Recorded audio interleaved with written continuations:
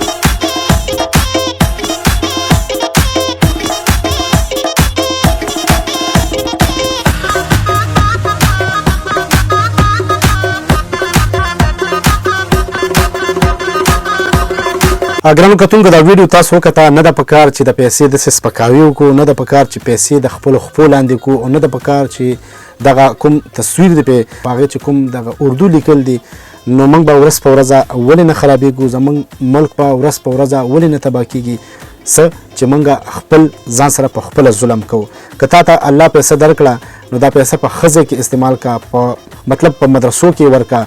نو نه د پکار چې دا قسمه پروګرامونه موږ وکړو، نه خوښ کړو او نه وګورو. نو انشاءالله چې زموږ ملک به ښه شي، نو موږ به ګیله د چا نه وکړو. ملګرو، دا به د نن ورځ ویډیو. انشاءالله تر بلې ویډیو پورې زه واجد علي تاسو نه اجازت غواړم.